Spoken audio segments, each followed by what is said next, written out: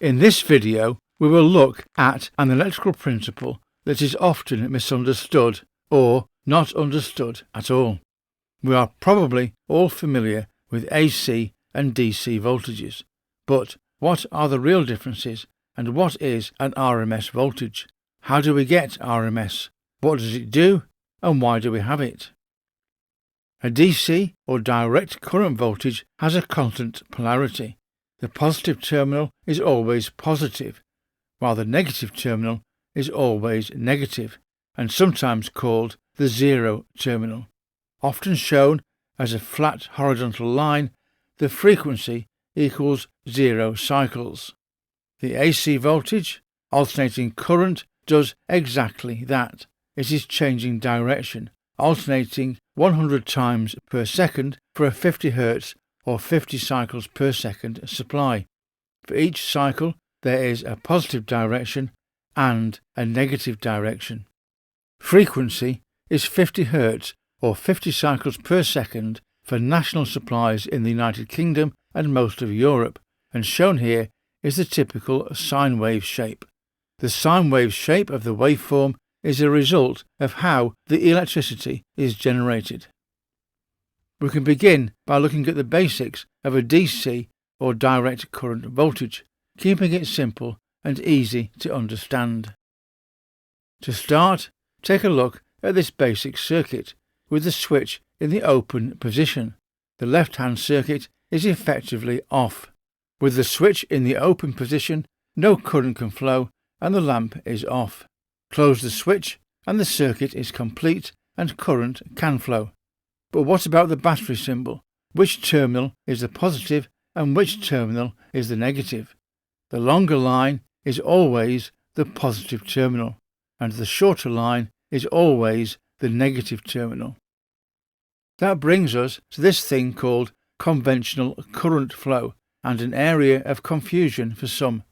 In conventional current flow, we always visualize electricity flowing from the positive terminal to the negative terminal, and most engineers and technical people do this.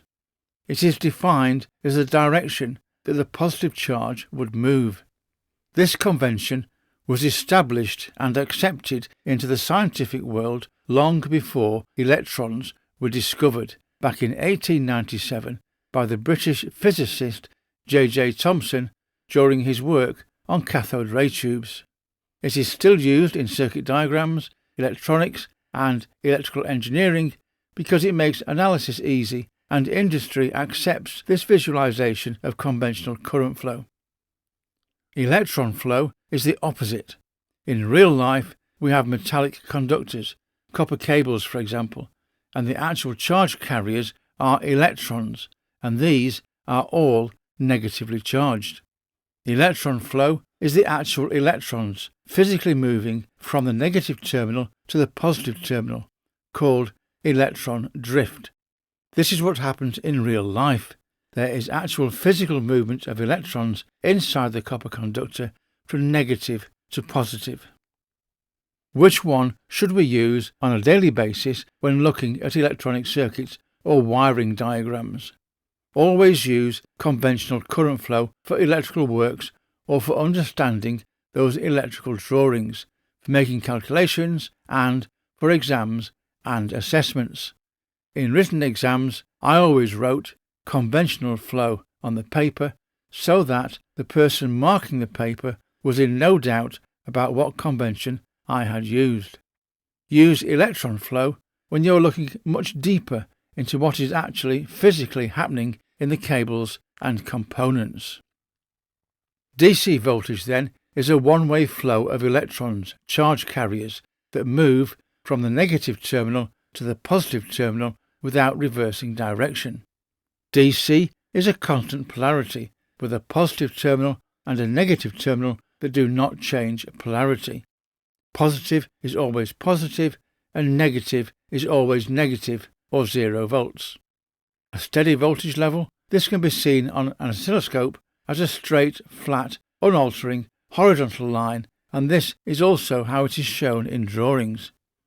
Some DC may show a slight ripple, especially in rectified DC, but it will never go below 0 volts. And many of the electronic circuits inside computers, radios and TVs will use DC voltages internally that will have been rectified or converted from the AC supply that they are plugged into. Moving on to AC, or alternating current, what are the main differences to DC voltages? The AC circuit shown here is almost the same as the DC circuit. The main difference is the symbol used for an AC supply. We use a sine wave symbol for the supply, and the line or L side is usually shown at the top of the symbol, and the 0 volt or neutral N is at the bottom. AC voltage is electricity that continually changes direction of flow around a circuit, that creates a smooth and rhythmical waveform, usually a sine wave. Unlike DC voltages that remain constant, AC voltages rise to a positive peak, fall through 0, reach a negative peak, and return to and cross the 0 line in the opposite direction. The cycle repeats itself over and over, positive, negative, positive, negative. There is always a next question. If the voltage is going positive 0, negative 0 all the time, then why doesn't the lamp flash on and off, on and off? And the answer is that it does, but it's happening 100 times a second in the UK, and persistence of vision in our eyes means that we do not see this change. We see it as one continuous illumination. Think about when you might have looked at a bright light for a few seconds and then turned off the light. When you closed your eyes, you could still see an image of the light. That is persistence of vision. Now to RMS, or root mean square. What is it? Why do we have it? And how do we calculate it? RMS is the way that we mathematically turn an alternating, wiggly waveform into a meaningful voltage value, something that we can compare to DC voltages. The RMS value tells us how much real power that the waveform can deliver, so that we can compare it to a steady DC source. When we see 230 volts quoted for the UK national grid, this is an RMS value, not a peak value, which is alternating between plus and minus 325 volts. Think of it as answering this question. If 230 volts DC will boil my kettle in 2 minutes, what is the AC voltage that will do the same? This is the mathematical bit. Stick with it and all will be clear. And we're not expecting you to work this out yourself. RMS stands for root mean square.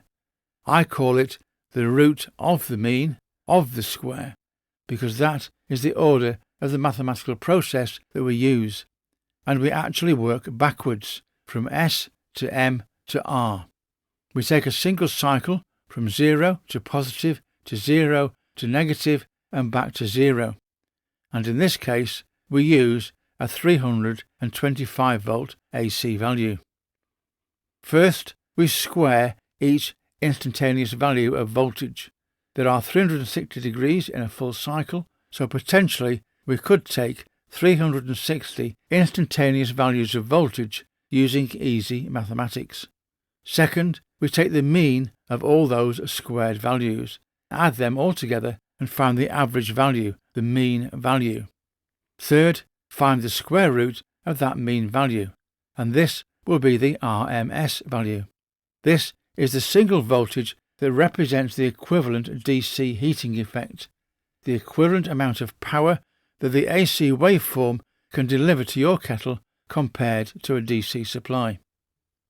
Here is just one cycle of a sine wave and showing some instantaneous values of voltage.